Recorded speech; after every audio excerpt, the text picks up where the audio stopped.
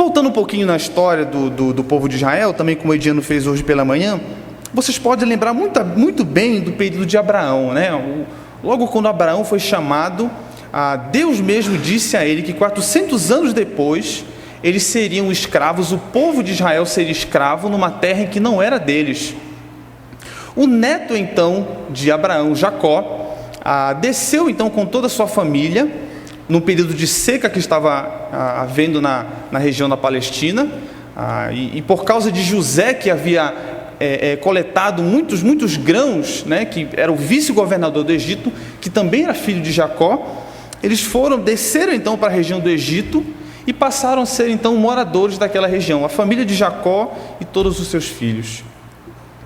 A história também nos conta que depois da morte de José, um tempo bastante longo se passou, até que apareceu um novo faraó que não conhecia José.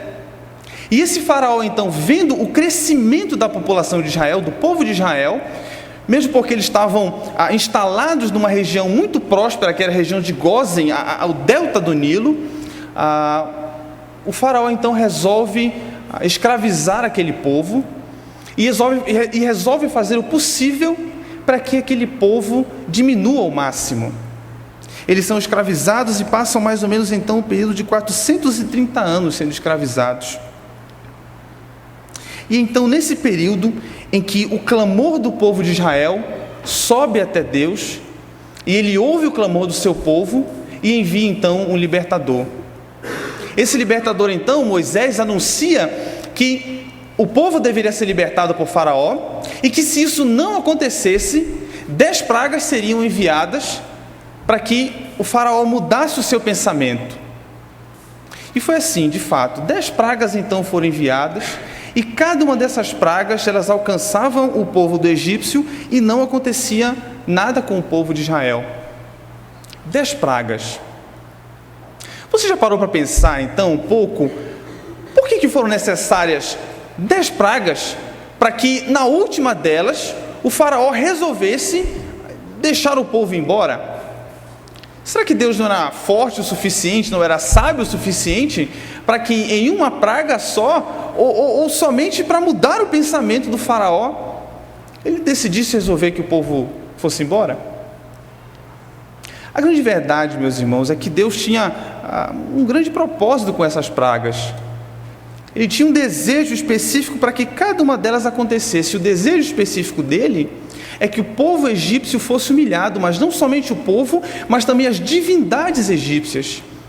Se você for pegar um pouco aí da Bíblia e puder aliar a Bíblia então com a história, né, a história secular, o estudo, né, da Bíblia, da história de um modo geral, você vai perceber então que cada uma dessas pragas, elas eram correspondentes a uma divindade egípcia. Como, por exemplo, eu anotei aqui, a praga das rãs, né?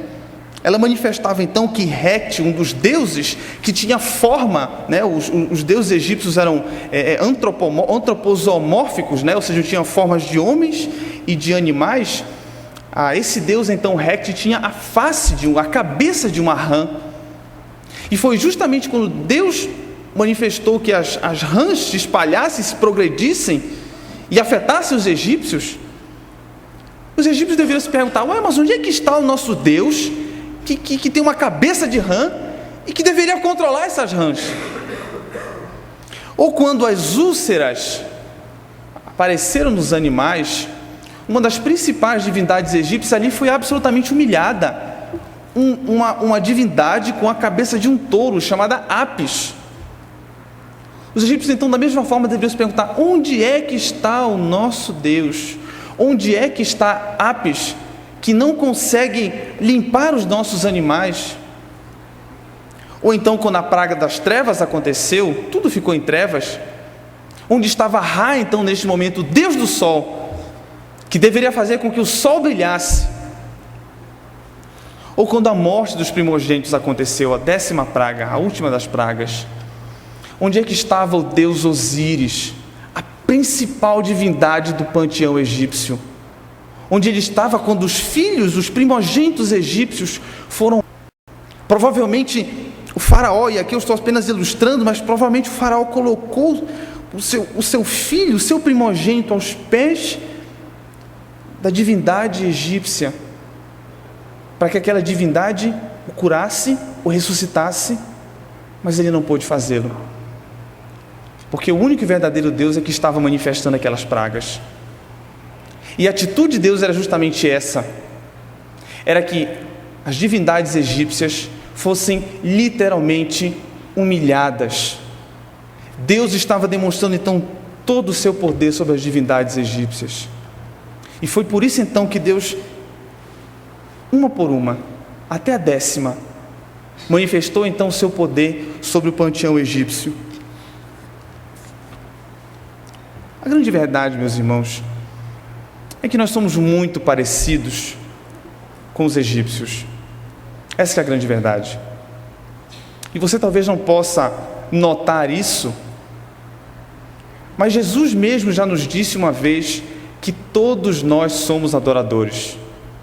Todos nós nascemos para adorar alguma coisa.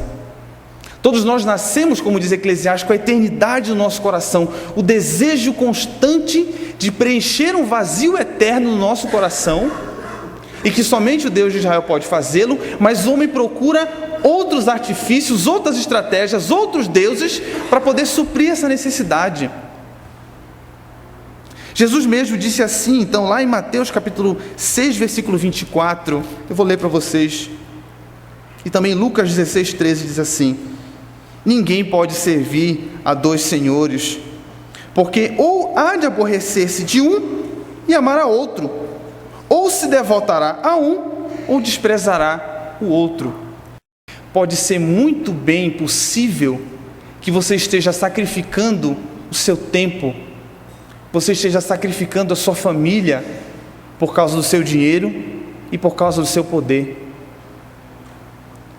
Se você, como muitas pessoas por aí, adoram o sexo, a busca constante do prazer, pode ser muito bem possível que você esteja sacrificando a sua própria saúde.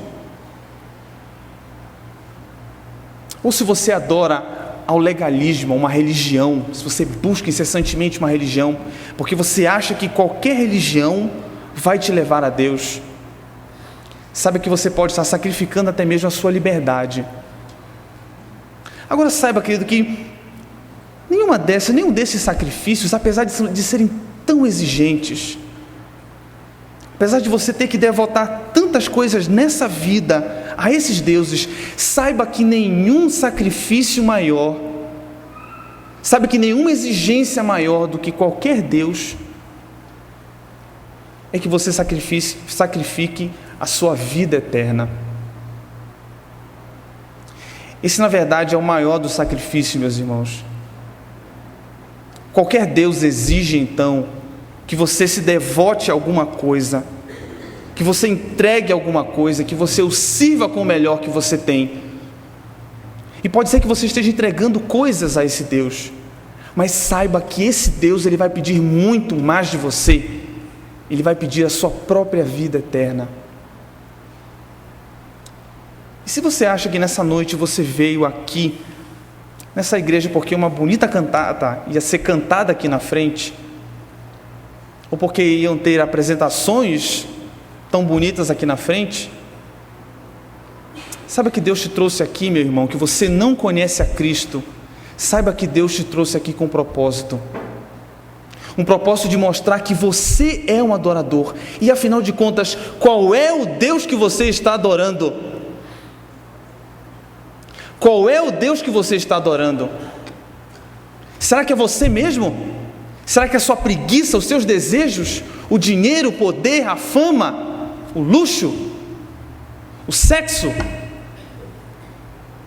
A qual Deus então você tem devotado a sua vida?